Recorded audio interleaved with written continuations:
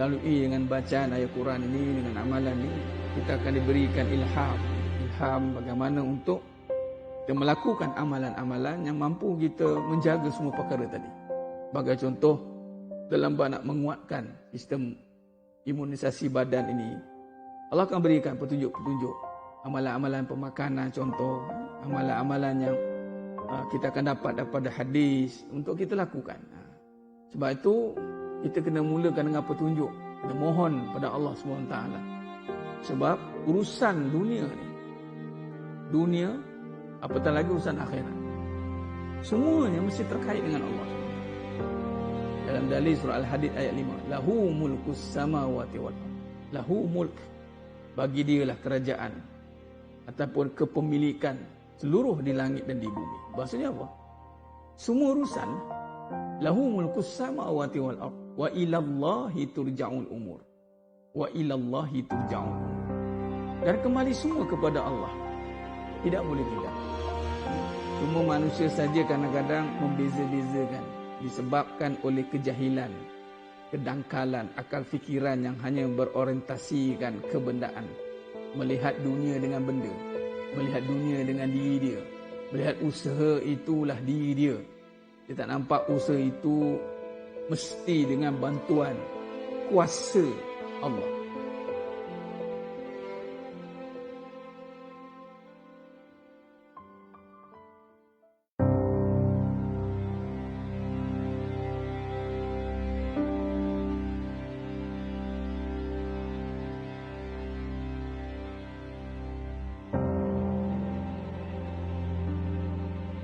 Melalui dengan bacaan ayat Quran ini, dengan amalan ini, kita akan diberikan ilham bagaimana untuk kita melakukan amalan-amalan yang mampu kita menjaga semua perkara tadi.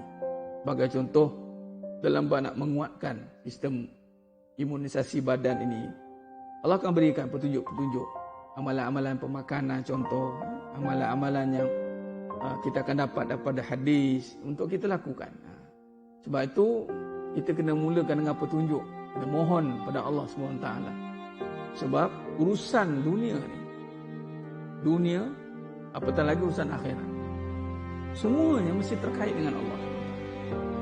Dalam dalil surah Al-Hadid ayat 5, lahu mulkus samawati wal ardh, lahu mulk, bagi dialah kerajaan ataupun kepemilikan seluruh di langit dan di bumi. Maksudnya apa? Semua urusan, lahu mulkus samawati wal ardh wa ilallahi turja'ul umur, wa ilallahi turja'ul umur, dan kembali semua kepada Allah, tidak boleh tidak.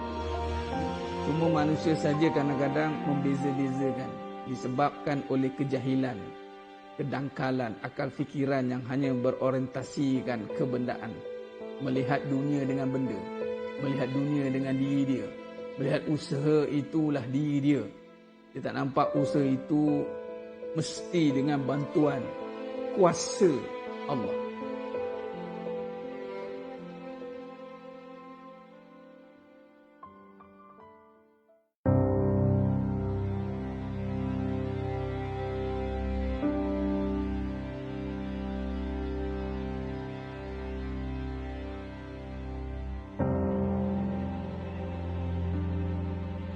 Melalui dengan bacaan ayat Quran ini, dengan amalan ini, kita akan diberikan ilham bagaimana untuk kita melakukan amalan-amalan yang mampu kita menjaga semua perkara tadi.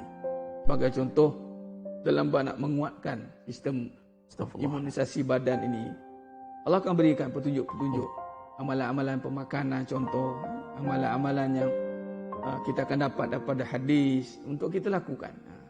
Sebab itu kita kena mulakan dengan petunjuk, kena mohon pada Allah SWT. Sebab urusan dunia ni, dunia apatah lagi urusan akhirat, semuanya mesti terkait dengan Allah. Dalam dalil surah Al-Hadid ayat 5, lahu mulkus samawati wal ardh, lahu mulk, bagi dialah kerajaan ataupun kepemilikan seluruh di langit dan di bumi. Maksudnya apa? Semua urusan, lahu mulkus samawati wal ardh wa ilallahi turja'ul umur, wa ilallahi turja'ul umur, dan kembali semua kepada Allah, tidak boleh tidak.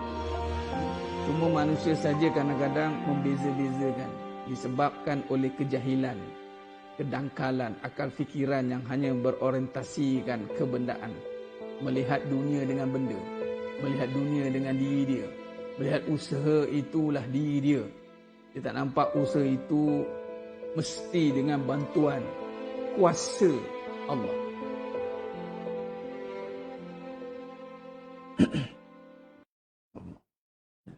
Assalamualaikum warahmatullahi wabarakatuh. Bismillahirrahmanirrahim. Innal hamdalillah nahmaduhu wa nasta'inuhu wa nastaghfiruh wa na'udzu billahi min shururi anfusina wa min sayyiati a'malina. May yahdihillahu fala mudilla lahu wa may yudlil fala hadiya lahu. Asyhadu an la ilaha illallah wahdahu la syarika lah wa asyhadu anna Muhammadan 'abduhu wa rasuluh. Allahumma salli ala Muhammad wa ala ali Muhammad. Rabbi yassir wa la tu'assir, Rabbi tammim bil khair. Rabbi shrah li sadri wa yassir li amri wahlul 'uqdatam min lisani yafqahu qawli. Allahumma aftah alaina hikmataka wanshur alaina min khazain rahmatika ya arhamar rahimin. Wallahu allazi la ilaha illa huwa alimul ghaibi wa syahadah huwa rahmanur rahim. Wallahu allazi la ilaha illa hu al-malikul quddusus salamul mu'minul muhaiminul azizul jabbarul mutakabbir. Subhanallahi amma yusyrikun. Wallahu al-khaliqul bari'ul musawwiru lahul asmaul husna. Yusabbihu lahu ma fis samawati wal ardi wa huwal azizul hakim. Wala haula wala quwwata illa billahil aliyyil azim wala manja minallah illa ilaihi amma ba'du. Ayuhal mu'minun ittaqullah usikum wa iyaya bitaqwallah faqad fazal muttaqun. Alhamdulillah, sidang jemaah yang dimuliakan Allah Subhanahu wa taala, para penuntut akademi Ratul Furqan, muslimin muslimat, hadirin dan hadirat, mudah-mudahan kita semua tergolong dalam golongan hamba-hambanya yang benar-benar bersyukur. Amin ya rabbal alamin. Alhamdulillah, pada pagi yang penuh barakah ni, pada bulan yang penuh barakah, kita masuk ke bulan Zulhijjah, di mana selang beberapa hari lagi, insya-Allah kurang lebih, kita akan menyambut Idul Adha, satu hari kebesaran, yang mana sehinggakan disyariatkan untuk bertakbir selama bermula pada hari pertama tu, hari 10 Zulhijjah, 11, 12, 13. Bayangkan 4 hari takbir, ini membesarkan Allah SWT. Allahu Akbar, Allahu Akbar, Allahu Akbar, walillahil hamd. Bermaksud apa? Apabila perkara yang ditekankan tentang kalimah ataupun saranan membesarkan Allah, maknanya ianya satu big event. Dan disyariatkan juga pada hari itu, yang mana semua umat sepatutnya, seluruh dunia, umat Islam, menunaikan ibadah fardu haji, menunaikan haji bagi yang berkemampuan. Namun ketika ini, ramai yang tidak dimampukan oleh Allah Ta'ala. Mungkin di sudut duit, tetapi Allah tidak mampukan di sudut kesihatan dan keselamatan. Nah, ini terbukti bahawa dalam bab ibadah ni, kemuncak hukum dalam konteks rukun Islam itu, menunaikan ibadah haji menjadi kewajipan tu. Sehingga kan bagi yang ada Allah berikan kemampuan. Kemampuan ni di sisi Allah sebenarnya. Kemuncak ibadah ni di sisi Allah. Kalau Allah kata aku bagi kau mampu, makna mampu lah tu. Maknanya ada rezeki masa, ada harta, mana mampu. Bukan tunggu-tunggu lagi. Apa ciri yang mampu, maka diberikan ruang dan peluang. Yang ada duit, patutnya adalah dia kelebihan-kelebihan dari sudut harta. Yang ada masa, ada kesihatan yang tenaga yang kuat. Biasa kita haji ni kita kaitkan dengan umur. Betul tidak? Haji dia tua. Walaupunlah ikut dia panggil daftar, dia mesti akan dapat lama lah. Tapi tidak, sebenarnya panggilan Allah. Labbaik Allahumma labbaik. Kenapa pergi haji? Kenapa pergi umrah? Kalau saya buat khusus tu, soalan pertama yang saya akan tanya, kenapa pergi? Kalau kata dah sampai masa, dah kota dah ada, duit dah cukup, masa semua dah ada, itu salah jawapan. Pergi sebab menyahut panggilan Allah. Labbaik Allahumma labbaik. Talbiyah itu. Kadang-kadang kalau dia tak ada duit pun, tapi sekiranya Allah nak dia datang, maka Allah adakan duit untuk dia melalui orang lain, macam-macam cara. Kalau dia tak ada masa, tuan, tapi Allah nak dia datang, maka Allah luangkan masa untuk dia. Seperti mana kita sekarang, kalau Allah tak nak kita datang, wa na'udzubillah min zalik, minta jauh lah, maka Allah tutup ruang dan peluang. Allah tutup masa dan tenaga dan harta, sehingga kita terperangkap tak boleh datang. Nampak? Tapi nak bagi tahunya, ini kemuncak ibadah rukunnya. Kalau balik pada haji itu, kena graduate lah. Graduate. Graduate, balik haji dia graduate sepatutnya. Dia dah complete task. Rukun Islam yang 5 tu complete. Sebab tu orang ramai yang balik pada haji dia akan nampak satu perwatakan, penampilan, percakapan mesti berbeza daripada sebelumnya.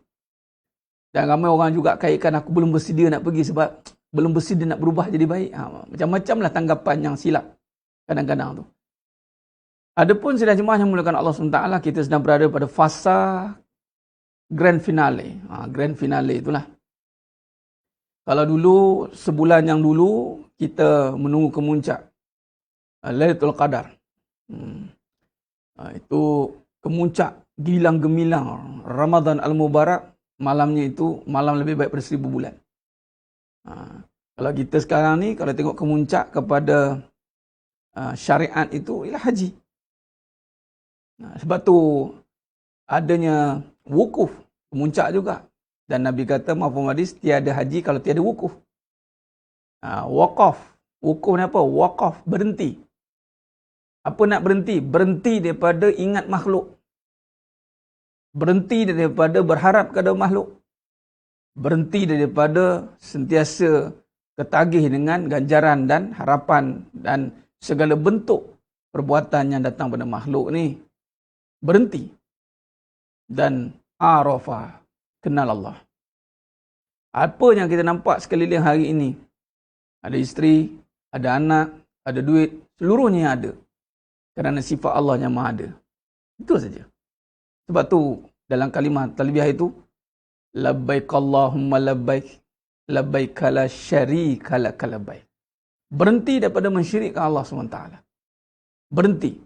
Sebab tu sebelum kita nak masuk ke fasa Zulhijjah ini dan menunaikan ibadah haji, kalau kita pergi haji, kita puasa dulu.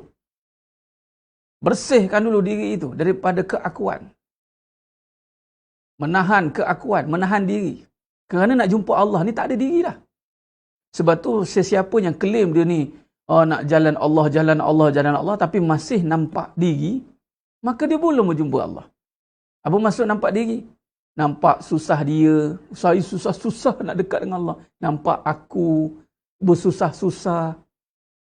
Dia nampak dia yang kena bersusah-susah. Dia tak nampak Allah mudahkan dia dalam keadaan susah itu, dia tak nampak. Dia nampak terpaksa bergadai nyawa, harta, nak mengenal Allah. Masih nampak diri. Masih nampak makhluk. Masih nampak gangguan benda. Masih nampak penghinaan manusia. Masih nampak diri. Maka Allah kata, tahan diri kamu. Yang menyampaikan kamu kepada aku adalah aku, Allah kata. Bagi nampak amal. Amal pun nampak. Sebab tu dalam ibadah Ramadan Al-Mubarak, itu benar-benar Nabi ajar kita. Bahawa puasa itu, fa'innahu li wa ana ajizibi. Puasa milik aku. Nampak? Kenapa dalam puasa yang kita berpenat-penat, kita yang tak makan, kita yang tak minum, kita yang letih, tiba-tiba Allah kata milik aku. Sama tak dalam hidup kita? Saya yang susah payah, saya yang bayar, saya yang itu, saya. Allah kata tak, semua itu aku. Aku yang izinkan kau boleh tahan dengan perangai suami kau. Aku yang izinkan kau boleh buat baik dengan suami isteri. Aku yang izinkan kau boleh mengaji pagi ini. Aku yang izinkan kau jadi cerdik. Aku yang izinkan. Dan atas kehendak aku semua yang terjadi. Tapi manusia hari ini, kalla innal insana la yatagha. Memang melampau. Kerana apa? Kerana merasa diri itu serba sempurna. Ar-ra'ahu staghna. Aku boleh buat. Ini ujian yang besar. Iaitu menanggalkan pakaian keakuan. Tertanggalnya pakaian keakuan. Menyarungkan pakaian kehambaan. Ini yang gunung cukup takut. Langit cukup takut. Bumi cukup takut. Bukan mereka tiada daya yang besar. Mereka ada dari segi sudut ciptaan mereka besar. Gunung kalah kita. Tak payah gunung besar-besar, gunung kecil-kecil pun dah kita pun dah penat dah. Tak payah gunung Everest tu. Nak kata langit, tak usah cerita lah. Tak bertiang, itu langit yang kita nampak, atmosfer baru. Belum langit yang pertama, kedua, ketiga, keempat, ada 7 langit. Sab'a samawat. Nak kata bumi, tak usah cerita bumi. Bumi ni cakap apa benda? Semua ada dalam perut bumi. Kita cakap, saya ada apa? Pantang kita ada je, mula nak mengaku ada. Bumi semua ada. Emas ada, apa cakap? Besi, semua apa? Api, semua ada kat dalam perut bumi. Itu pun tak berani lagi nak mengaku, nak terima amanah ni. Kecuali manusia, Allah kata. Yang dipersiapkan untuk memikul amanah apa? Itulah memikul amanah sebagai tugas. Membesarkan Allah Subhanahu Wa Taala. Di saat semua makhluk ciptaan Allah SWT ni yusabbihu lahu ma fis samawati wal ard. Dan sabbahalillahi ma fis samawati wal ard, surah Al-Hadid ayat 1 dan surah Al-Hashr ayat 22 hingga 24. Yang mana semua bertasbih tiba-tiba. Di saat Allah bagi kita peluang. Ini yang amanah yang berat ni. Di saat peluang untuk memilih, itu amanah tu. Memilih nak sebut Allah ke tidak.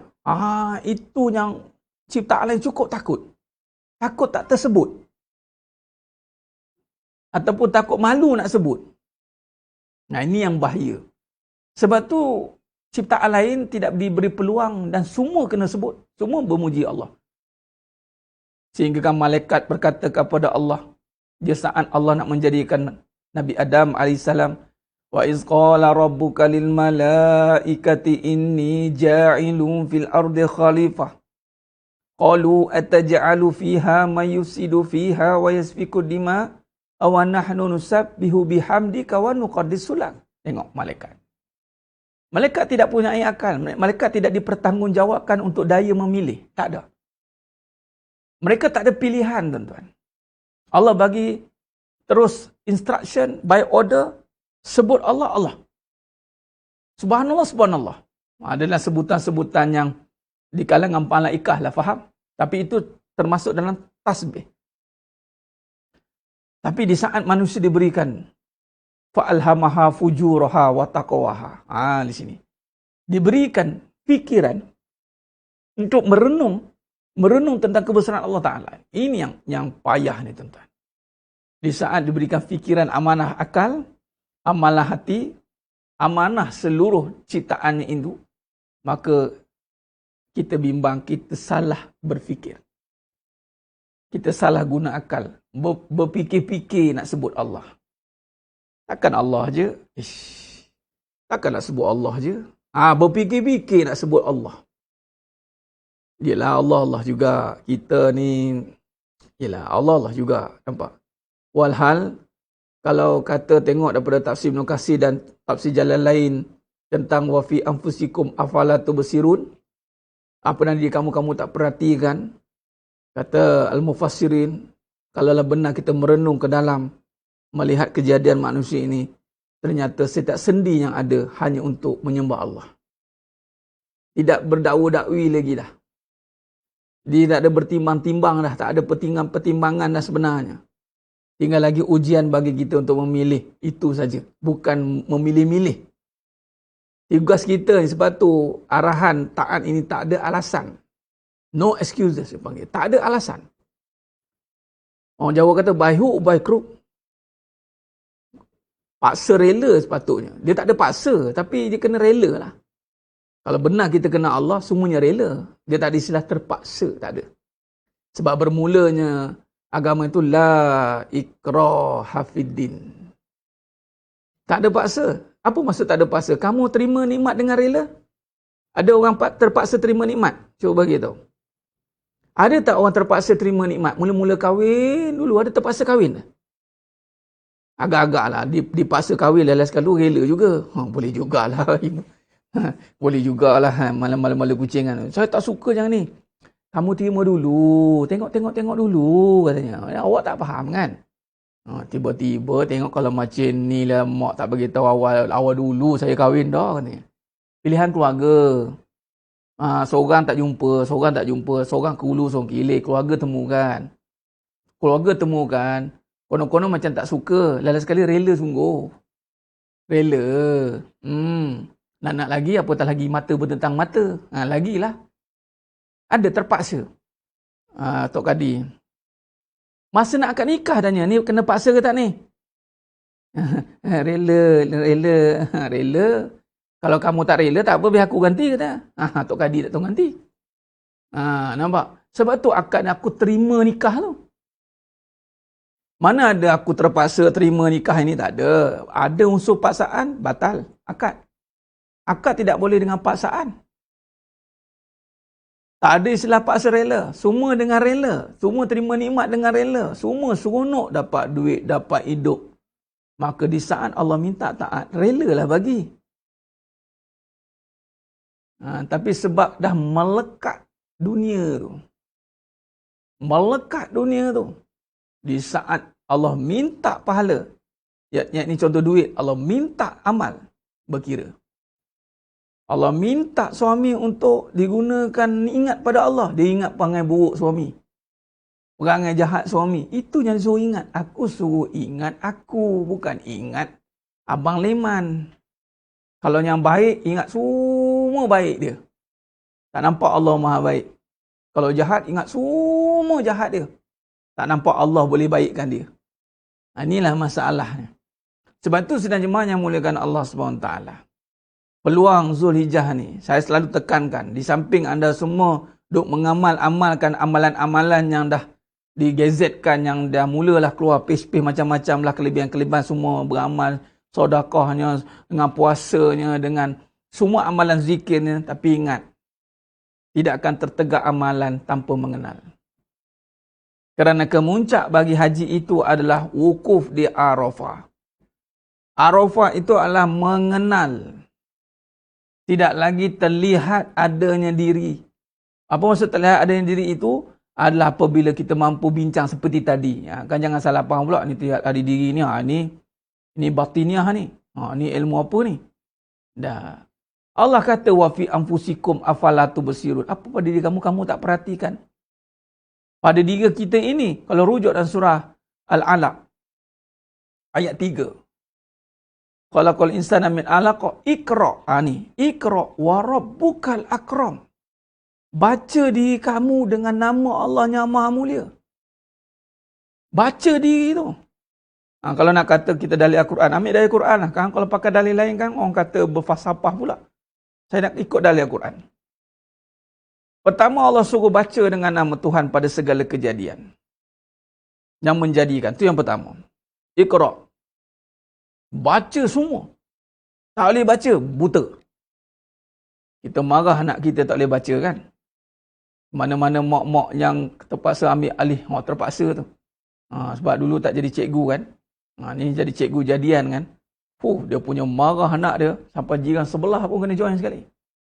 Ini huruf apa ni? Berapa kali mak cakap marah. Suruh je marah.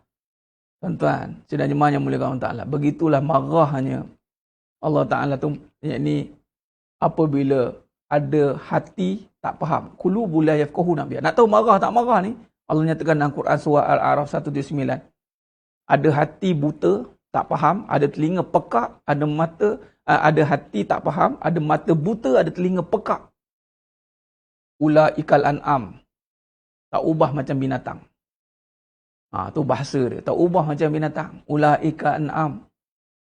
Tambah lagi. Lebih teruk daripada binatang. Tu bahasa dia. Dah besar panjang pun jenis buta huruf lagi. Buta huruf apa? Huruf kepada yang mengenal hak. Buta dalam melihat kasih sayang lagi. Buta dalam melihat rezeki lagi. Buta dalam melihat kejadian ini dengan aku. Khalaqal insana min 'alaq. Yang menjadikan kamu daripada segumpal darah. Iqra wa rabbukal akram. Bacalah. Iqra wa rabbukal akram. Dan Tuhanmu lah yang maha mulia. Mana ada kita mulia? Renung. Duduk renung. Hari-hari ni. Mula ni semalam. Ini hari. Besok, lusa dan semua tu pakat nak puasa. Tahan diri. Kadang-kadang puasa sebab nak group aja. Tak mahu cakap, hari zaman ni kita kena perkemas pada pengisian dalam amalan. Kalau nak kata amalan ini bukan tak beramal. Tapi silat air bulan ibarat buih di lautan. Ibarat buih ketika banjir. Nah, ini kita nak bangunkan. Nah. Jadi sedang jemaah yang mulia Allah Ta'ala, itu bacalah. Bila baca, melihat diri dengan warab, dengan Tuhan. Iqra' wa rabbukal akram. Allah lah yang lebih mulia. Kerana mulianya Allah, kamu dimuliakan. Bukan kerana amalan kamu. Bukan kerana sedekah kamu. Bukan kerana apa yang kamu lakukan. Ustaz, bila menuntut ilmu mengenal ni macam mana pula bab amal? Mengenal tu amal lah. Beginilah Puan Siti Dijah, supaya tak nak keliru. Berkahwin tak nak kenal suami? Ke kahwin buta? Kalau macam mana Ustaz, kalau saya nak mengenal suami ke saya tak kahwin? Itu soalan. Jangan confuse dalam menilai. Bila kita bercakap, kita tak pernah memisahkan. Pengajian yang benar dia tidak memisahkan iman dan amal. Ustaz, macam mana keadaan saya, nasib saya kalau saya dah kenal dia, kemudian adakah saya takkan kahwin? Macam mana ya? Dah kamu kenal, bawa keluarga. Kali ini cerita dah takdir ni, Allah dah takdirkan. Apa ceritanya? Kahwinlah. Apa nasib kepada kahwin? Ada main kahwin, jumpa-jumpa. Assalamualaikum, jom kahwin. Kita kahwin dulu, baru kita mengenal. Ni mana-mana datang ni? Ni siapa ni? Ada? Berhenti bawa kereta, agak-agak nak jumpa rumah ni, zap berhenti. Terap masuk rombongan. Apa hal ni? Beginilah, kita beramal dulu. Ada anak perempuan tak dalam rumah ni? Beginilah, ni siapa nak kahwin ni? Tengoklah siapa. Mungkin saya ke, saya nak kahwin lagi ke? Faham Puan Siti Dijah? Bila kata mengenal, pasti beramal.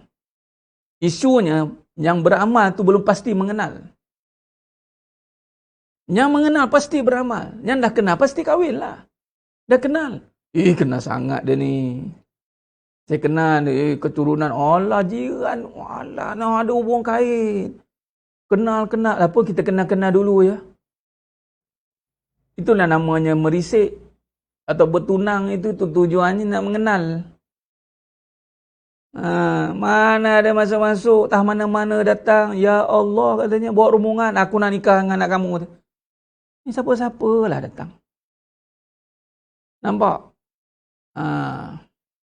Jadi sebenarnya jemaah yang mulakan Allah SWT. Jangan panik dalam pengajian debat mengenal. Sebab kadang-kadang tu memang memisah. Saya faham. Apatah lagi kalau contoh, Ustaz, kalau saya beramal untuk dapat pahala, macam tak ikhlas ke? Tak, berpisah lagi. Itu bukan keminta selain Allah. Apa saja yang datang dari Allah, itu mesti dengan Allah lah. Apatah lagi pahala. Tinggal lagi ujian untuk kita. Ada orang beramal bukan nak pahala, nak harta. Kalau nak pahala, itu mesti dari Allah. Bukannya kata selain Allah tu bermaksud, bila pahala saja bukan Allah. Bukan selain Allah. Mana selain Allah ni kena Allah je. Perkataan lain tak boleh sebut. Janganlah. Itu kena faham dalam pengajian itu. Sebab tu Allah kata Bismillah dengan nama aku tu. Sebab yang dimasukkan tidak ikhlas itu adalah kita minta ada selain Allah yang boleh bagi hajat kita. Walhal hajat kita semua dari Allah belaka. Allahus Samad. Itu dari surah Ikhlas. Allahus Samad. Semua. Nak minta makan pun dari Allah. Tinggal lagi orang kata macam gila sikit lah. Ya Allah aku nak makan. Orang nampak macam gila sikit lah. Tapi kalau Allah nak tunjuk kuasa Allah. Ya Allah aku nak makan. Boleh je Allah turunkan makan daripada langit turun kat tangan. Tapi takutnya doa tu pun pingsan. Sekarang kata ni jin mana pula hantar. Dah macam tu pula. Dah betul-betul nak minta direct pada Allah kan. Pum, tiba-tiba tu ada. Jadi Allah adakanlah asbab dia panggil kasbi. Berusaha itu. Sekadar nak menghilangkan pelik. Nak menghilangkan ragu kita ni. Dari siapa ni datang? Ada jalan dia. Ada orang hantar. Ya Allah, Ya Allah. Ya Allah, aku berharap kepadamu, ya Allah, rezekimu. Assalamualaikum. Datang. Assalamualaikum. Ni ada ada barang ni, bantuan ni, ada chicken chop, lamb chop. Lebih-lebih pula tu. Dia dapat chicken chop lagi. Contoh kan. Jadi sedang jemaah yang mulia Allah Taala. Mesti dengan Allah. Apatah lagi pahala, tidak boleh harap pahala daripada makhluk. Memang tak ada. Yang isunya adalah kita berharap ada makhluk lain, ada kuasa lain yang bagi hajat kita termakbul. Ni yang salah. Apatah lagi berharap selain daripada Allah bagi. Contoh, Allah dah janjikan pahala, kita tak nak pahala. Allah kata, aku janjikan pahala untuk kamu. Tapi kita tak nak. Kita kata, tak perlu, aku tak perlu pahala. Sombong nampak? Ibarat macam kita lah, kita perlukan duit. Tiba kata, tak payah, aku tak nak duit. Aku nak nasi je. Lah, nasi itu, aku bagi duit, kau belilah nasi. Faham? Nak pergi minta nasi pula tu, suruh masak pula tu. Nampak? Jadi kena faham. Maksudnya apa? Bila kata mengenal, pasti beramal. Isunya, bimbang-bimbang, beramal tidak mengenal. Sebab tu kita tekan balik bab mengenal itu, bukan suruh tak beramal. Kena jelas. Macam berkahwin. Betul ke menerima? Padahal dah kahwin tu, terimalah tu. Tapi ada ketikanya, berkahwin dia tak terima pasangan. Dia tak terima pasangan dia. Si suami tak terima isteri. Nak pula dah ada nombor 2, nombor 3. Dia pening nak terima masa tu. Berbelah bagi. Sebab tu Allah kata, kalau tak reti, satu cukup. Dia dapat, mula kalau si pertama tarik muka sikit, dia dah mengajuk pergi kat si nombor 2. Patut terimalah. Macam mana kamu terima buruk baik? Yang pertama, kamu terimalah semua. Dia tak terima. Jadi kita pun tekankanlah, betul ke terima ni? Kalau terima, tak adalah Islam merana.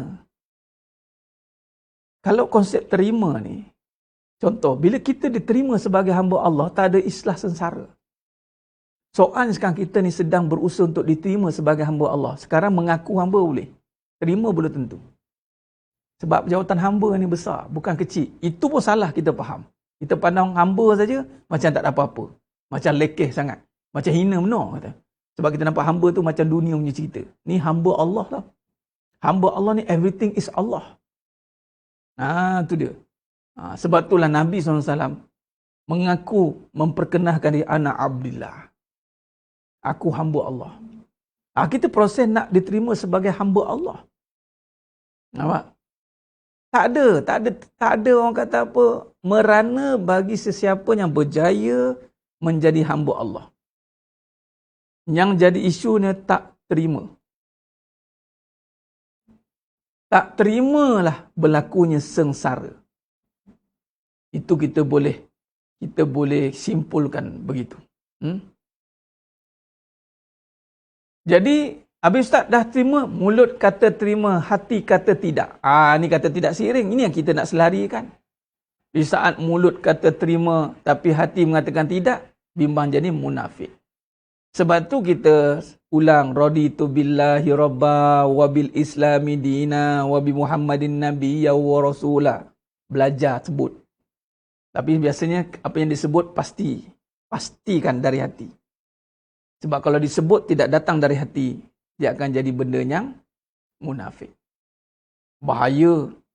Maknanya Ustaz, ya kena fahamlah apa yang disebut itu. Jangan sebut-sebut aja. Jangan sebut-sebut aja. Mesti benar-benar mahu mengotakan apa yang disebut. Di saat apa yang disebut, pastikan kita memenuhinya. Walaupun kita tidak sempurna lagi memenuhinya. Tidak apa. Yang penting ada niat untuk mengotakan apa yang disebut. Apatah lagi, mengotakan janji taat setia dengan Allah SWT.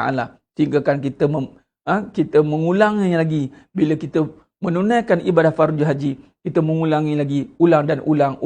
Apa dia? Labbaik Allahumma labbaik, labbaik la syarika lak labbaik, la syarika lak labbaik, la syarika lah.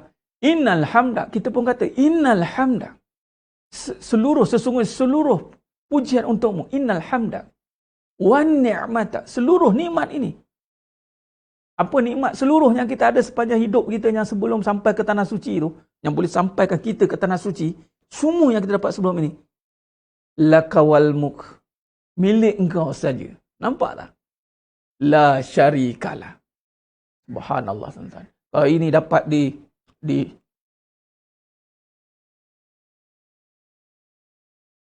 dipadukan dalam hati kita, barulah kita akan nampak kekuasaan Allah SWT.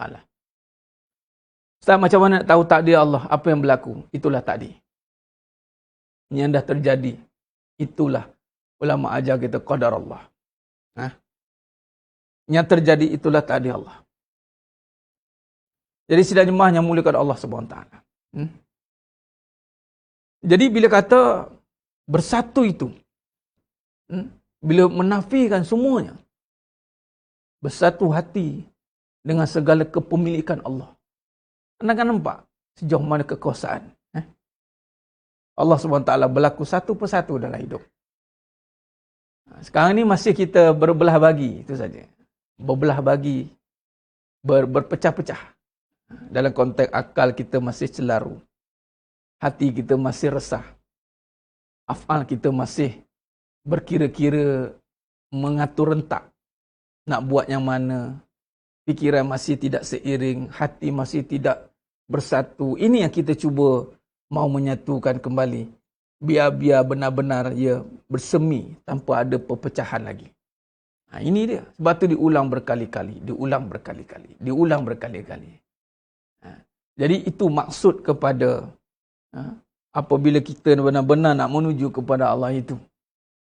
Saya nak ambil masa ini, peluang ini, sebab dia akan menjadi satu, balik kepada isu kita dalam pagi ini, kita mengurus risiko ni. Antara risiko yang sangat bahaya itu apabila kita berpecah-pecah dalam diri kita sendiri. Sebenarnya lagi banyak kita marah dan tak puas hati, begitulah pandangan Allah pada kita. Betul ke Ustaz? Ya, benar cikgu. Sebenarnya pandangan itu Allah telah nyatakan pada diri kita. Bagaimana hubungan kita dengan Allah, begitulah bagaimana kita menerima segala apa yang berlaku. Kata Syekh Imam Abdul Qadir Jalani SWT.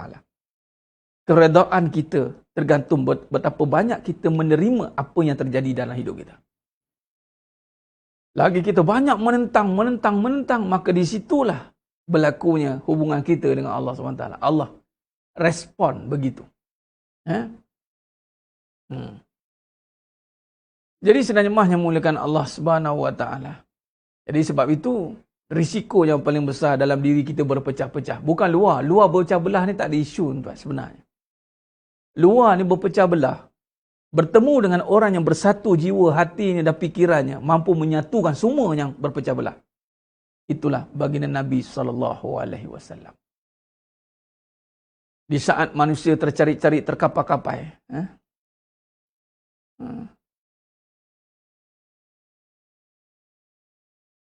di saat tercari-cari, terkapai-kapai, maka datanglah pertolongan cahayanya. Adakah takdir itu dibuat? Bila sebut tentang takdir, secara umum, secara mudah faham, adalah setiap berlaku itu mesti dengan izin Allah. Allah izinkan kita buat, itu takdir lah tu. Kita boleh angkat tangan. Ya Allah takdirkan angkat tangan lah ni. Allah takdirkan kita nak suap nasi, itu takdir lah. Tapi adakah angkat tangan dengan sendiri? Tak, dengan takdir lah tu. Dengan takdir lah berlakunya perkara itu. Ada takdir kita memilih, ada takdir yang tiada pilihan. Apa dia? Umur kita tak ada pilihan, mati tak ada pilihan. Selagi mana kita boleh berfikir, itu takdir dalam berfikir lah. Allah bagi kita berfikir, contoh baik, buruk. Allah bagi pilihan, itu takdir lah tu. Dengan izin, kamu nak buat jahat, okey aku izinkan, dengan izin Allah juga. Tapi ingat, Allah belum tentu Allah rida. Setiap yang aku izinkan terjadi, pasti aku tanya kembali. Itu saja. Ya, kamu minta, aku bagi. Dan itu semua di dalam takdir aku. Aku yang izinkan berlaku. Lahu mulkus samawati wal ardh wa ilallahi turja'ul umur. Itu dalil dia. Semua milik Allah. Dan semua urusan wa ilallahi turja'ul umur. Kembali kepada aku. Sebab itu di saat keburukan, kita kena berlindung dengan Allah. A'udzubillahi minasyaitanir. Berlindung daripada keburukan. A'udzu bikalimatillahi tammati min syarri ma khalaqa. Aku berlindung pada keburukan yang kau jadikan. Bila kita berlindung dengan Allah, maka kita berharap kepada Allah. Kenapa Allah? Kalau orang tanya, habis Ustaz baik buruk Allah jadikan? Sebab apa Ustaz? Sebab kita pertama jangan ada alasan nak jadi baik. Kalau semua dari Allah, kenapa tak minta Allah baikkan kita?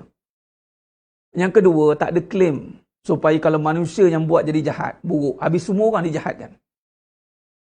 Nah, kalaulah baik buruk tu Allah letakkan pada manusia yang menentukan semata-mata. Tak boleh. Sebab tu kita ahli sunnah wal jamaah, bahasa mudah, usaha pada kita, kuasa pada Allah. Kalau bahasa Qadariyah, usaha je kita. Kita yang menentukan baik dan buruk. Itu salah. Kalau Jabariyah pula, Allah belaka. Allah dia, kita tak payah buat apa-apa. Salah. Kalau bahasa mudah kita simpulkan, jangan serah diri pada takdir. Serah diri pada Allah.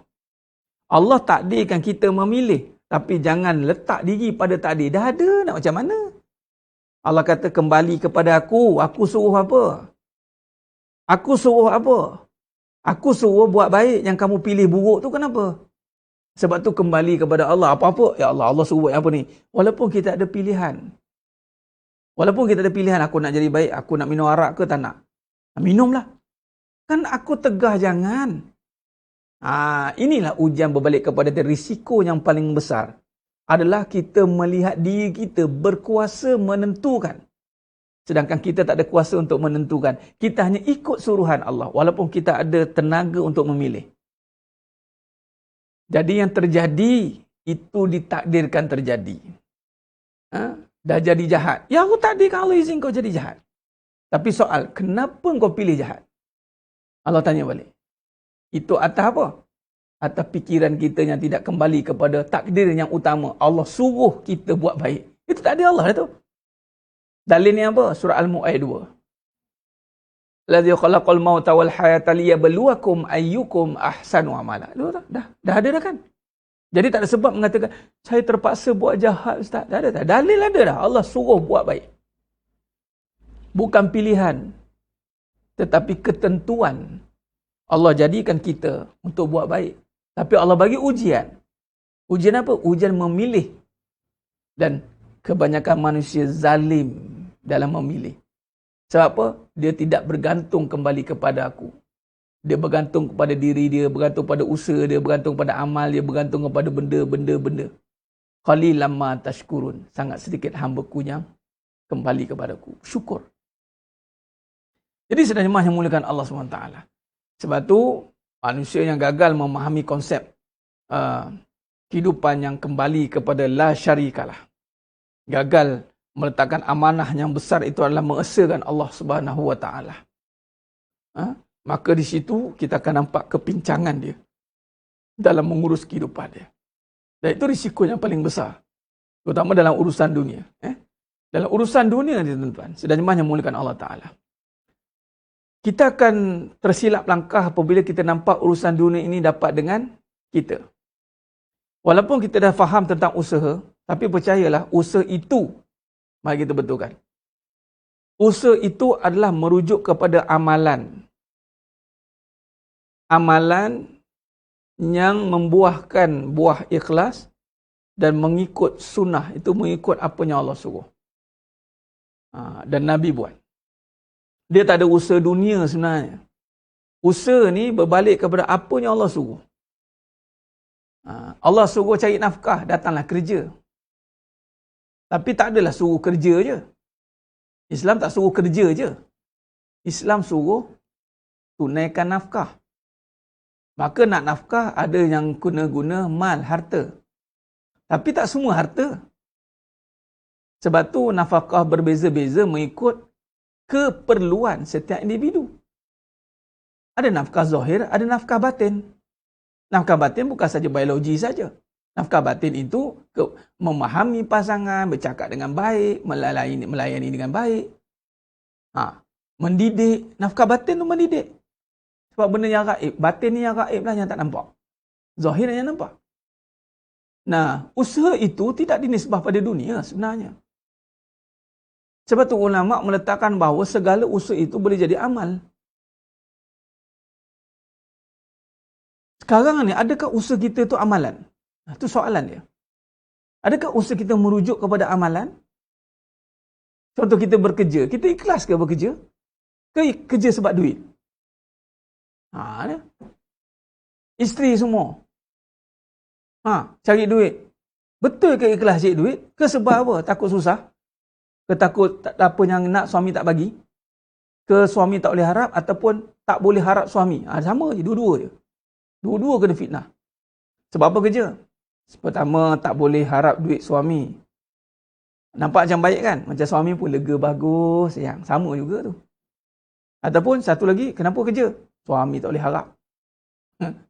Dua-dua ke laut. Sebab apa kerja? Amalan, Ustaz. Pahala banyak dah. Nak tambah lagi pahala ni. Nak bagi pahala duit pula kat suami. Memang saya kerja semua transfer, total. Gaji 100% transfer kat suami. Orang pun cakap, ya Allah bertuahnya, ya Allah. Ramai yang tersilap kat situ. Kalau betul nak ibadah, dia punya kontennya adalah pahala, ikhlas. Akhirnya mengungkit. Ungkit dia tak ikhlas. Syarat pemberian, tidak ada ungkitan. Sama lelaki perempuan. Yang lelaki pun cenderung nak mengungkit, yang memang dah tanggungjawab dia, ini kan perempuan, isteri yang bukan tanggungjawab dia. Agak-agaknya lah. Kalau anda tak ungkit dari sudut mulut, anda akan ungkit dari sudut hati. Kalau tak ada aku, tak jadi semua ni. Ujub pun datang. Sebab tu, kena faham amal dulu. Jangan buat dulu. Jangan buat sebab terdesak. Jangan buat sebab susah. Kalau betul kerja tu ibadah, jaga ikhlasnya. Jaga keikhlasannya. Bukan sebab susah. Sebab Allah. Allah suruh aku beramal, cari pahala. Sebab untuk kerana, senang cerita, letak kat Allah. Habis Ustaz, gaji tu, itu gunalah dapat gaji nak bayar hutang. Tak apalah. Bukan kerja sebab nak bayar hutang. Allah, tuan-tuan. Kalau itu tujuan kerja kita nak bayar hutang, nyanyalah kita. Ada orang tanya, Ustaz, salah ke nanti visi kita nanti tak ada KPI ke apa ke? Saya cakap, Islam lah yang ajar KPI kerja non-stop. Kerja yang unlimited. Bukan berdasarkan fact and figure. Berdasarkan pada production. Islam mengajar kita untuk buat yang terbaik. Ayyukum ahsanu amala. Yang kita pergi kira duit. Oh, berapa duit berapa dapat? Berapa income kan dapat? Ada kira duit. Patut kira servis, kira performance. Apa performance kita dah buat ini hari? Berapa orang kita dah ni? Macam mana kita punya performance? Bagaimana kita punya perkembangan perniagaan kita? Berapa orang yang kita telah ni? Okey, orang tengok syarikat kita ni macam mana? Orang kenal kita dengan apa? Bukan kata return of investment kita, macam mana untung kita? Oh, ini kita kena pergi ni 1 juta ni, kita kena buat strategi nak dapat 1 juta. Ada strategi nak dapat 1 juta pula. Tuan-tuan, kalau ikut kepada ikhlas, ikhlasnya puas. Buat kerja betul-betul puas. Tak ada apa-apa intention. Dia adalah seni sebenarnya. Ikhlas ni seni. Ikut sunnah ni halal haram ya. Jangan pula ikhlas ni benda yang haram pun ikhlas. Saya ikhlas Ustaz mencuri ni. Sudah. Ikhlas mestinya kena halal. Ikut sunnah mesti pertama halal. Ikut sunnah tu halal. Sebab ikhlas ini benda yang beyond. Maksud bukan cerita buat halal haram ni. Ceritanya terima atau tidak. Lalu saya nyatakan ikhlas ni adalah satu kepuasan. Tak payah suruh-suruh. Nampak? Kepuasan kita. Kerja sungguh-sungguh. Tapi payah nak kerja sungguh-sungguh kan? Sebab apa? Aku kerja lebih dapat apa? Nampak? Dah kita asal kita tadi nak duit. Jadi timbang tara kita gaji ya. Gaji sikit, kerja sikit. Gaji banyak, kerja banyak. Biar gaji sikit, kerja banyak sepatutnya. Gaji katalah 1,000. Tapi kerja 5,000. Allah bayar 4,000 lagi dengan berbagai cara. Jangan kerja gaji 5,000. Tapi gaji 5,000, kerja 1,000. Bukan 1,000 dengan 5,000. Habis semua Allah ambil nanti. Sebab tu kita kena ikhlas. Ikhlas ni maksudnya puas. Pahala ni, aku buat ni pahala ni. Aku bagi anak bini aku makan yang pahala ni. Nafkah ni pahala, jangan berkira. Ni kira memanglah belanjawan. Tapi jangan sampai berkira-kira. Aku sedekah kat bini aku ni sekarang. Tak boleh. Kau ingat aku cop duit ke? Dah marah. Benar cikgu. Cikgu Maya kita belajar bab seni. Yes. Sebab tu Nabi SAW adalah itu seni, arkitek. Nabi arkitek. Arkitek tu gabungan seni dan teknikal. Seni bina. Seni dan bina. Seni itu iman. Halus. Bina tu amal. Seni bina. Kalau tiada kesungguhan dalam hati, bagaimana mampu kita beramal sempurna? Sebab tu bina amalan itu mesti ikhlas. Usaha tu mesti ikhlas. Ya, tiba-tiba tengah susah. Itqan dalam bahasanya. Itqan. Teliti. Kalau betul semua ni kerana pahala, tolong buat betul-betul. Jangan main-main. Jangan sebab susah. Bila buat susah, buat mudah-mudah nanti. Asal boleh, asal jalan. Sebab nak cari duit. Jangan. Sebab nak cari pahala. Tolong, walaupun kita perlukan duit, terdesak macam mana pun. Ingat, dapat duit tapi tiada pahala, tak ada guna. Dapat duit, tak ada pahala, tak ada guna. Niat dapat pahala, insya-Allah dapat duit. Sikit tapi berkat. Itulah pahala. Macam mana nak ikhlas ni Ustaz? Ni dia berbalik tadi. Tuan-tuan, bila kata ikhlas tu Allah kan. Bila kata Allah, apa Allah suruh? Pahala. Pahala, tuan-tuan. Fokus balik. Tengah susah-susah ni apa nak buat Ustaz? Buat pahala banyak-banyak. Buat pahala banyak-banyak tau. Buat pahala banyak-banyak ni berbeza dengan buat amal banyak-banyak. Cuba kita ubah sikit. Buat pahala banyak-banyak, tuan-tuan. Bukan buat amal banyak-banyak. Oh, faham Ustaz. Sebab apa? Kalau amal banyak, belum tentu pahala. Tapi kalau pahala banyak-banyak, sudah tentu beramal. Beramal kita tu, pahala banyak contoh. Kata Nabi SAW, Mahfum Hadis. Antara amalan yang utama, yang ganjaran dia besar. Bir walidani ihsana. Berbakti pada mak ayah. Ini bagi suami terutamanya. Kemudian solat al-waktu, jemaah. Kemudian jihad fi sabilillah. Dengan harta dan tenaga. Ini anda semua yang jadi penuntut akademi ni. Ini jihad lah ni. Sebab tu saya bagi platform menuntut. Jangan jadi pendengar je. Memang nak dengar ikut tajuk, memang seronok. Ikut tajuk, ikut mana kita nak dengar. Tapi kalau menuntut, kena dengar. Ini amalan yang besar di sisi Allah SWT. Ya? Baik, jadi pahala. Buat pahala banyak-banyak. Lain nak pula Zulhijjah ini, pahala banyak-banyak. Jadi nak pahala banyak-banyak, kena berkali-kali. Berkali-kali. Supaya berkualiti. Bukan berkali-kali itu sebab banyak. Jadi buat kelang kabut. Jangan. Buat biar teliti. Solat teliti. Jangan cepat habis, nak cepat habis. Biar sikit tapi kualiti. Biar baca Quran, biar mengangkat, tak apa. Biar ni satu line, satu muka, tak apa. Daripada bismillahirrahmanirrahim. Alhamdulillahirabbil alamin arrahim maliki yaumiddin. Iyyaka na'budu wa iyyaka nasta'in. Shiratal mustaqim shiratal ladzina an'amta 'alaihim. Allah. Nak zikir subhanallah. Ini nak kejar ni. Oh, kena ni bulan Zulhijjah ni dah sampai ni nak kena zikir 1000 kali ni. Subhanallah. Dengar. Tak ada subhanallah dah. Jadi nak buat paling banyak walaupun amalan sikit. Sebab itulah kena tingkatkan keikhlasan. Dia ada strata dia puan ahli iman sufaat. Contoh, amalan sikit. Contoh apa? Taat dengan suami. Taat dengan mak ayah. Kalau belum kahwin. Amalan sikit. Tapi ketaatan tu, sebab suruhan yang utama, maka banyak pahala dia. Dia macam beli, ni untung siapa pergi kedai ni, beli barang basah. Ni saya nak bagi tamsilan. Ada orang beli ketam. 10 ekor. Agak-agak lah ketam 10 ekor berapa agak duit? Kurang lebih lah besar-besar gini, besar tapak tangan kita ni. Kurang-kurang 200, 100 lebih lah. Okay. 100 lebih, buat keluar plastik. Ada seorang ni, harga RM50 tapi sayur semua. Sayur, banyak penuh troli. Sayur kobe, sayur kangkung. Nak pula sayur kangkung kan? Sekali sekenggam. Besar-besar. Kobe, sawi. Semua sayur. Memang sayur lah tuan. Banyaknya. Sayur semua timbang ringan. Biar sekali beli ketam. Sekali timbang, sesak dada sekejap. Allah. Ketam, timbang. Ataupun macam durian lah kan. Harga melangit panggil. Beli buah lain tuan. Dengan buah durian. Sebiji pun cukup lah Ustaz makan. Sekali timbang 300. 300. Kan? Macam tengok dekat market tu belajarlah tuan-tuan pergi. Contoh amalan, kenapa tak boleh banyak-banyak main buat-buat? Tuan-tuan, kalau beli cili api tu, cerita membeli.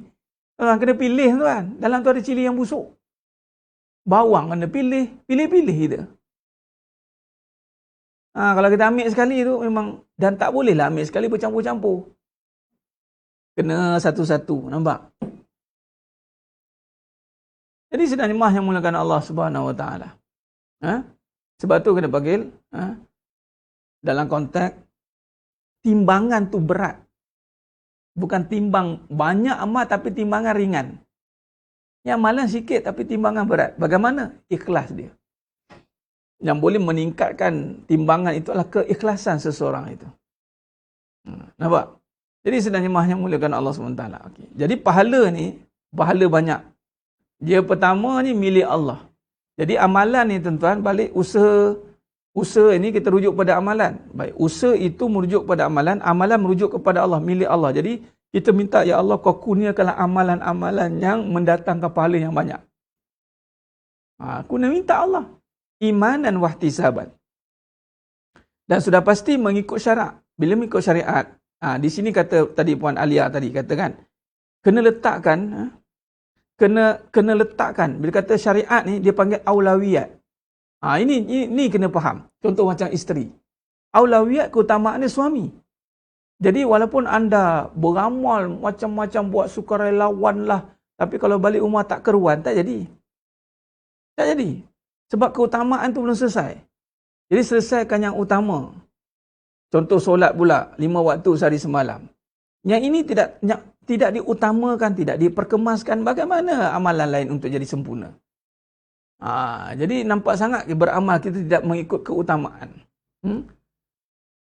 Jadi sebenarnya yang mulakan Allah Ta'ala. Bila kita faham perkara ini, risiko untuk kita yang paling besar itu adalah kita keluar daripada perkara yang mendatangkan murka Allah. Kita buat amalan ni nak ikhlas dan nak dapat pahala di sisi Allah, maka kita mula susun syariat kita. Mana yang wajib, mana yang harus, mana yang wajib, yang sunat, yang harus. Minta jauh-jauh yang haram. Lepas tu dengan sesama manusia kita sibukkan kerana nak tolong orang lain. Bahasa mudah. Tolong laki orang, laki sendiri tak nak tolong. Laki orang, ada ustaz tolong laki orang. Dah tu. Beria-ria nak tolong kat luar-luar tu. Laki sendiri, pandai-pandai lah, memang tanggungjawab dia, tolong saya. Setengah tu. Bagi masa, saya bahasa mudah ni senang faham. Tolong laki orang ni, contoh dia bekerja. Syarikat tu, bos dia ada laki kan? Dia tolong lah tu. Tapi dapat gaji dia, kita pula tolong suami kita. Dia tolonglah kita. Yang kita bagi masa, tenaga tu, sehingga tertegaknya, mudahnya urusan orang tu. Kita pula tak nak mudahkan urusan suami kita. Tu kadang-kadang tu. Tolong keluarga orang. Keluarga sendiri tak nak tolong. Padahal Nabi kata tolong yang paling dekat. Yang dekat tak mau nampak, suruh usaha. Usahalah sendiri. Ada setengah tu pula, usahalah katanya. Macam usaha tu dia punya. Dia pun bukan sebab usaha pun jadi. Berapa kali tak jadi tu. Usaha banyak kali. Usaha banyak kali baru jadi. Sama juga kita, jangan buat benda yang syariat tak suruh.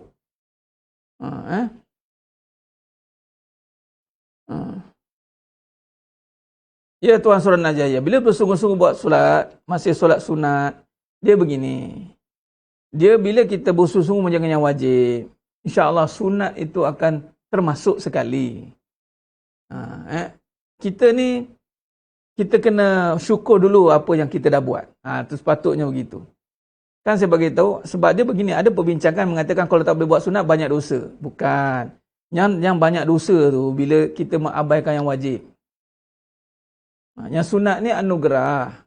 Selain bulan kita menjaga yang wajib tu pun dalam tu dah ada sunat dah. Sunat awal waktu. Itu pun ibadah sunat lah tu. Ibadah sunat. Sunat hayat, sunat abaat. Kan dalam perbuatan solat pun dah ada banyak sunat dah. Sunat. Jadi setiap sunat dalam solat tu jaga betul-betul. Doa sebelum duduk antara dua sujud. Sunat kan baca. Sebelum ni kita Rabbi fili warhamni wajibni warfa'ni warzuqni wahdini baca machine gun baca. Cuba Rabbi fili warhamni wajburni warfa'ni warzuqni wahdini wa'afini wa'fu anni. Ni kalau seorang-seorang lah, kalau imam jangan buat kerja gitu. Tapi kalau seorang macam tu lah, Rabbi fili. Lepas solat sunat tu buatlah macam tu, qabliyah tu. Ba'diyah tu buatlah. Allahu akbar. Allahu akbar kabira. Walhamdulillahi katsira. Wa subhanallahi bukratan wa asila. Ni Allahu akbar kabira walhamdulillahi katsira subhanallah. Amin. Itu dengar dia. Baca macam mana? Baca pelan-pelan lah. Satu-satu. Perbetulkan. Allah. Ni sunat. Allah. Wajib sebut. Sunat angkat takbir. Allah. Separas dengan bahu. Allahu akbar. Jadi sebenarnya mahmud Allah Ta'ala. Maknanya walaupun dalam tu yang wajib, ada yang sunat. Jadi jaga semuanya. Tak apa jadi sekiranya seorang suami mencuri bekalan air dan elektrik dan isteri menggunakan air tersebut untuk mengambil wuduk, sah tak solat? Syarat sah solat bukan yang air curi. Syarat sah solat adalah air itu mutlak. Faham? Bab dosa tu adalah kat situ. Bab sah, bila sebut sah, jangan kait dengan dosa. Sah tak sah ni rukun. Tu kena faham. Sah ke solat ustaz? Dia ni buat dosa. Walaupun tadi baru dia baru lepas berzina tadi. Baru lepas berzina, dia solat Allahu akbar. Sedap baca. Lengkap rukun dia. Betul bacaan dia, kemas, sah lah. Soal dosa tu, tu dengan Allah lah. Faham? Itu dengan Allah lah. Jadi bab dosa curi tu, tu panggil bimbang-bimbang. Solat itu tidak fahsya wal munkar. Wuduk itu tidak fahsya wal munkar. Bila melibatkan dosa pahala ni, bila kita buat ada campur aduk dosa, kita bimbang-bimbang, dia tidak memberi kesan. Terima amalan, sah amalan, tapi tidak diterima oleh Allah. Ini yang kita bincang bab amal tadi. Kamu beramal tu sah, kamu tolong orang boleh, buat. Tapi Allah tak terima. Sebab apa? Yang wajib tidak selesai. Tergantung kita. Hubungan dengan suami masih tak puas hati. Dengan isteri masih biar tak mendidik. Buat tak tahu dah malas nak didik isteri. Dah sampai sebut malas nak didik. Sedangkan itu kewajipan. Tidak boleh ada dalam hati seorang suami malas nak mendidik. Samalah seperti dia malas nak solat. Ibaratnya. Sebab mendidik dengan solat itu kewajipan yang sama. Wajib dua-dua tu. Mendidik isteri wajib. Apatah lagi menundukkan nafsu isteri. Wajib. Tinggal lagi degil tak degil tu belakang kira. Start isteri saya dah degil tak mau dididik. Didik sampai dia tercabut telinga dia. Tak mau dengar, didik lagi. Sampai tak nak, bawa ke muka pengadilan. Cakap dekat Ya Arif. Ya Arif, isteri saya degil. Ya Arif didiklah dia. Baiklah, saya didik. Ya Arif didik. Macam tu. Jadi maknanya sidang jemaah yang menggunakan Allah SWT. Itu kena faham. Amalan sah. Tapi bila ada melibatkan dosa, dia jadi campur aduk. Okay, baik. Jadi sidang jemaah yang menggunakan Allah SWT. Ada sibuk kerja solat sunat namun leka mengkodok hutang solat fardu yang sudah lama ditinggalkan. Ya Tuhan Surah Najayah. Begitulah sepatutnya keutamaan yang kita kena lakukan. Utamakan yang wajib. Ustaz, adakah pahala boleh jadi asbab sembuh penyakit selain tenangkan hati? Ya. Soalan Tuan Cikgu Amir ini, ni saya tengah jawab ni. Kenapa pahala itu penting? Sebab risiko yang paling besar adalah bila tak ada pahala, ada dosa. Bila ada dosa, tengok gambar rajah ni, pahala pergi ke mana? Pahala pergi ke hati. Dalam hati ni, kita kena keluarkan keraguan dan ketakutan. Dua dalam hati ni kena keluarkan benda ni.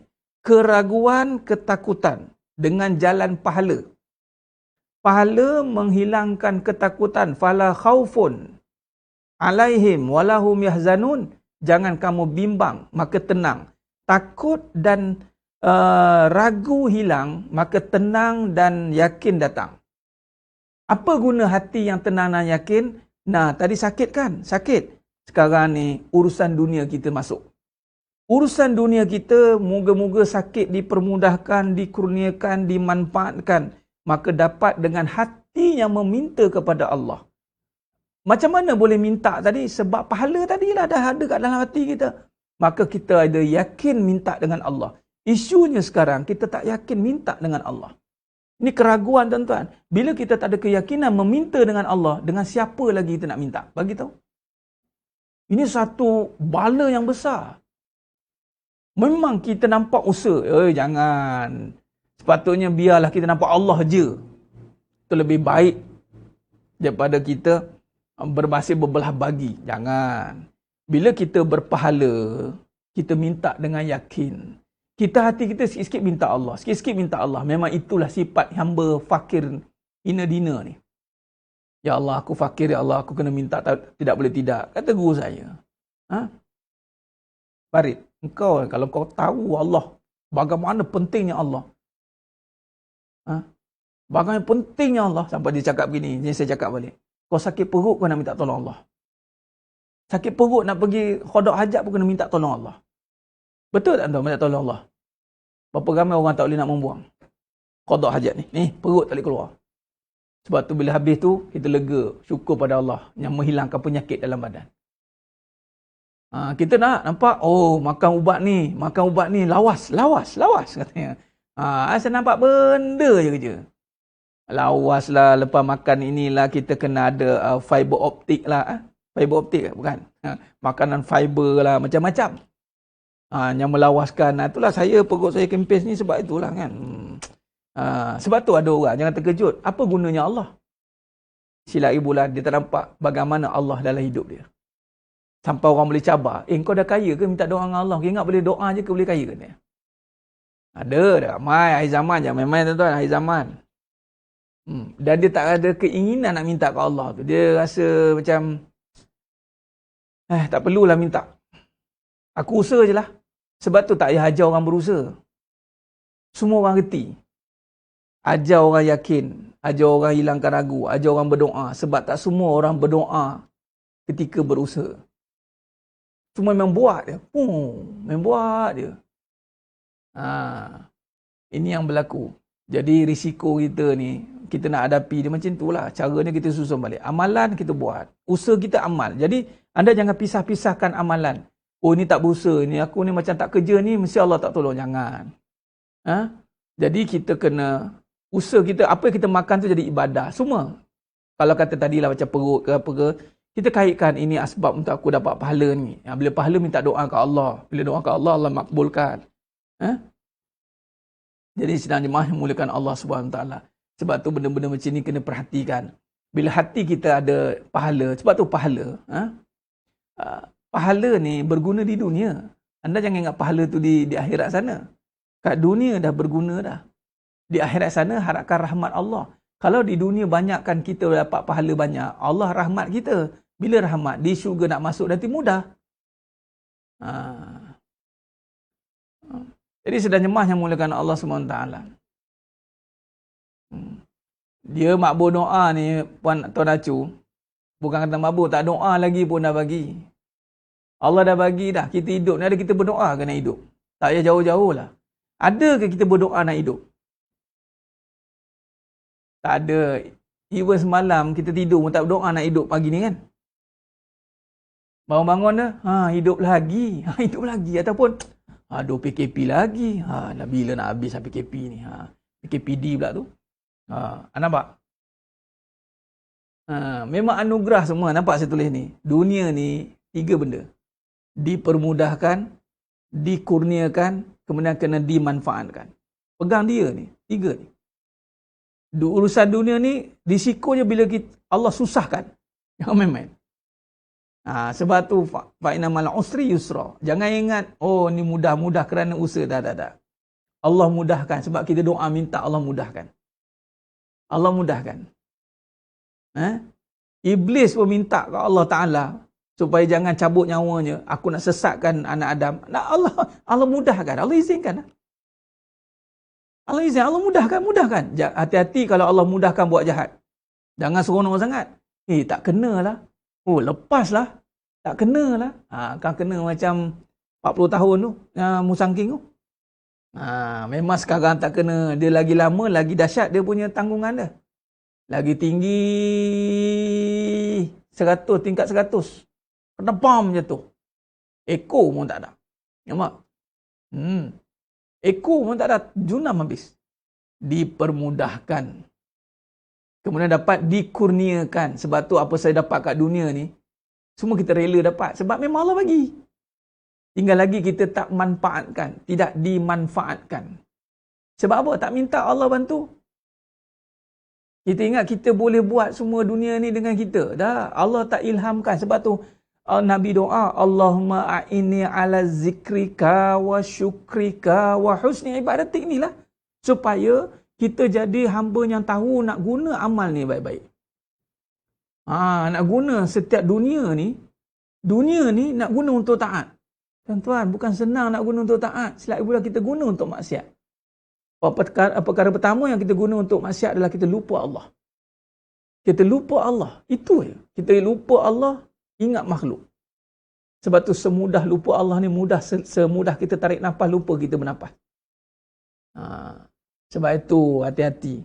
Sebab tu bila kita faham balik dengan amal, dengan kefahaman yang benar begini, maka kita beringat selalu. Ini kata kena fazakir fa inna zikra tanfa'ul mu'minin. Jadi dapat dengan meminta. Urusan dunia dapat dengan minta. Minta. Sebab tu saya kata minta Allah. Jangan perdagangkan amalan dengan dunia. Amalan untuk Allah. Nampak? Kita dah beramal tadi. Ni, milik Allah. Jangan lagi nak minta. Nak senang minta Allah. Jangan beramal sebab nak senang. Nak senang minta Allah. Nak suami baik minta Allah. Nak tukar suami pun minta Allah. Kalau tak malu lah. Sambung tu. Kalau tak malu lah. Setengah tu gitu. Macam nak kena tukar kat suami ni. Kalau dah ada kekuatan nak pergi mahkamah tu silakan lah. Kalau dah ada berbelah bagi tak payahlah. Balik-balik. Minta Allah ubah. Ya Allah. Aku mohon ya Allah. Ubahlah perangai suami aku ni ya Allah. Ubahlah perangai isteri aku ni ya Allah. Jadi kalau dia kembali bidadari seawal hari pertama aku nikahi dia, aku dah tak jumpa dah bidadari ni, dah ke mana pergi ya Allah. Hilang, tak berjejak kan. Hilang sehari dia. Lepas tu semua berubah. Minta Allah. Kita minta isteri kita jadi baik. Mana boleh dia jadi baik? Dia pun pening macam mana aku boleh jadi baik. Dia pun pening macam mana aku jadi jahat. Allahumma salli ala Muhammad. Bab makan minum tadi dia begini, Siti Deja. Saya tak katakan dia begini. Apabila semua kita nampak macam dapat ilhaman, so dikurniakan dari Allah lah juga tu. Jangan nampak makan ni lah yang buat aku senang, buat mudah, bukan. Ustaz, ada soalan mana lebih baik bagi budak-budak duit atau bagi makanan Ustaz? Allah, bagi ikut keperluan. Adakah budak-budak perlukan duit? Tak. Dia perlukan apa? Hajat dia apa tu? Dia makan. Belikan dia makanan. Itu lebih mudah. Dia perlukan apa? Sebab budak-budak kan? Tapi kalau kita tak boleh bagi makanan, bagilah dia duit untuk beli makanan. Ingatkanlah dia. Beli makanan ya, jangan beli mainan. Tapi dia pun dia cakap, makanan kami mainan. Sudah. Pun boleh tertukar macam tu. Allahumma salli ala Muhammad. Kita minta depan dia sedang tidur, doa kuat-kuat boleh. Doa lah kuat-kuat ya. Tak ada masalah. Doa kuat-kuat, rakam doa tu. Ulang banyak kali. Tapi pastikan beramal lah. Jangan berdoa, jangan menyebut je. Menyebut, ramai orang boleh menyebut. Sebut di bibir. Berdoa dia kena ni dengan hati. Maksudnya sebelum nak berdoa, dia kena beramal dulu sepatutnya. Sebab tu, iyyaka na'budu wa iyyaka nasta'in. Sembah Allah dan mohon pertolongan. Ustaz, macam mana dengan usaha ajar budak-budak datang berjemaah dengan sediakan ganjaran wang? Dia tidak boleh bagi tanpa ada kefahaman, Tuan Acu, Tuan Najahiyah. Tidak boleh tanpa kefahaman. Kena fahamkan dia. Kena fahamkan. Bagaimana Ustaz kita rasa down sebab amalan orang lain lebih jauh banyak, lebih tinggi ilmunya? Islam kan suruh berlumba-lumba kebaikan. Ustaz, berlumba-lumba kebaikan bukan berlumba amal yang banyak. Berlumba kebaikan ini adalah berlumba-lumba nak jadi buat yang terbaik. Jadi buat yang terbaik bukan perbandingan amal orang. Sebab itu amalan ni milik Allah. Sebab tu ada orang dia nampak macam baik tapi masih melihat amal dalam konteks melihat duit. Banyaknya duit, orang tu tukar kereta lah. Sama je pandangan orang dunia dengan orang yang tengok agama dengan cara tengok dunia. Dengan dunia, contoh. Dia dah tak jenis kumpul harta, tapi kumpul pahala pula. Tapi bukan kumpul pahala pun, dia kumpul amal. Contoh ya. Dulu, orang dunia ni suka berbangga-bangga dengan harta yang dia ada. Kereta, lah tak macam lah aku kerja kuat, kereta aku macam ni lagi. Okey. Ada ketika, sama juga sifat orang dunia yang menilai amalan macam menilai dunia. Dia dapat tahajud lah, aku tak ada lagi. Dia ni macam tu lah, aku tak ada lagi. Seakan-akan macam kita melihat amalan itu, ruang lingkup itu saja. Hati-hati dalam menilai amalan begitu. Sebab kita tak nak jadi talbis. Talbis balik. Mengumpul amalan, bukan bermaksud amalan yang malah, sebab tu dalam Islam, merahsiakan amal. Tinggal lagi ada amalan-amalan yang boleh diberitahu itu macam sedekah, infak. Itu je. Itu je yang ada yang diberitahu tu dalam kod. Yang lain semua sembunyi. Mana ada orang tahu kita beramal? Sekarang ni sebab kempen orang beramal, itu je. Macam ada satu TikTok tak apa tak ada share kat Facebook. Budak lagi. Nak bangun tahajud ni mudah je. Saya duk amal korang terus. Baca Al-Mulk, baca ni 3 kul, baca mesti bangun tahajud. Mudah je. So far I buat kalau tidur lambat ke kalau baca ni mesti jadi. Kita pun tengok orang komen baguslah, bagusnya kita, ya Allah. Setahap ini fitnah amalan akhir zaman. Jadi hati-hati. Amalan memang kena sembunyikan. Mengajar tak apa. Macam ni nak mengajar, okey, antara amalan yang Nabi suka, Zulhijjah kena begini, amalan begini, kita ajak tak apa. Itu kena hati-hati. Perbandingan. Sebab sepatutnya tak boleh tahu amalan dia apa. Sembunyi. Tinggal lagi sedekah pun dia dinyatakan itu adalah untuk bagi tahu dekat orang yang menerima sedekah tu. Yang infak tu bukan bagi tahu dekat viral. Ni daripada mana ni dapat? Daripada saya, makcik, saya yang bagi ni. Oh, anak yang bagi. Doakan saya, makcik ya. Saya bagi ni, yelah, bukan ada apa pun. Saya nak minta supaya Allah ridha saya. Boleh. Ni siapa yang bagi? Dia jaka misteri, makcik. Allah baiknya. Dia tak nak nama dia hamba Allah, makcik. Pun tak apalah. Tak nak bagi tahu nama pun tak apalah. Makcik doakan je lah hamba Allah ni dimurahkan rezeki ya. Itu. Sebenarnya begitu Ustaz. Saya faham. Kita berlumba-lumba kebaikan ni, wasabiqu ila jar. Sebenarnya berlumba-lumba fastabiqul khairat ni, berlumba kebaikan ni adalah seruan untuk individu, setiap individu. Berlumbalah kita, jangan berkira-kira nak buat baik. Jangan berkira-kira nak jadi baik. Itu sebenarnya individu. Jadi hati-hati dengan keadaan fitnah kehidupan ni. Kehidupan kita dah belajar tentang amalan, tapi dalam kehidupan terfitnah. Akhirnya kita seakan-akan melihat amalan kita sedikit. Kemudian sedikit bukan sebab sebab perbandingan dengan orang. Itu hati-hati. Adapun dalam Islam memang dianjurkan untuk cemburu, hasad dengan 2 orang dia. Hasad orang yang berilmu mengamalkan ilmunya. Orang yang sedekah, yang ada harta menginfakkan hartanya. Maknanya 2 benda ni berilmu, dia beramal. Tengok orang berilmu ni, adakah dia beramal? Alhamdulillah semalam saya dah tahajud, saya dah amalkan apa yang saya sampaikan. Semua ya, saya dah tahajud semalam, saya bercakap, saya buat. Okey, semua saya dah proses, saya tak tinggal ya. Saya beramal ilmu, okey semalam saya amalkan ni. Itu bukan amal yang ni. Maksudnya adalah akhlak. Akhlak. Akhlak. Tengok orang yang berilmu ni, akhlak. Tu. Akhlaknya ni mesti orang yang beramal ni. Sampai kita menjaga. Tengok muka kan, seri, muka ni mesti beramal. Apa amalan? Sebab Ustaz Khairul dan semua, saya pernah tanya dengan Syekh Usama Datuk Syukri Mufti Kelantan. Tok, dia cakap. Ni antara amalan kita, jumpa orang alim, minta doa, minta nasihat. Antara dua nasihat yang diingatkan saya, sampai sekarang saya ingat. Yang pertama, bila saya minta doa, dia kata, apa yang anak ada? Dia tak nampak dia ada amal. Lepas tu dia menung, dia boleh cakap sikit. Dia cakap apa?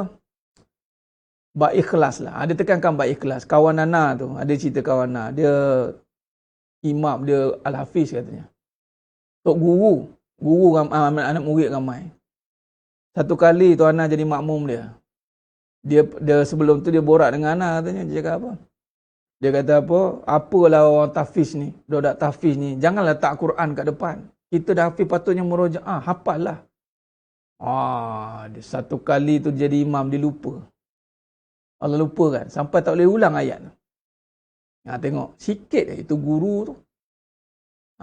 Tu sebab tu dan kemuncak amal itu adalah tak nampak diri beramal di saat kita beramal. Apatah lagi nampak orang. Nampak ya Allah. Dia sebab tu yang dianjur dalam Islam, Nabi ajar itulah sentiasa perbanyakkan istighfar.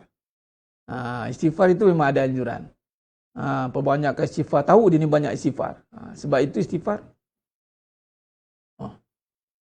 Habis. Okay. Ya, amalan tu memang rahsia dengan Allah. Sungguh-sungguh rahsia. Ada kita cerita duit kita?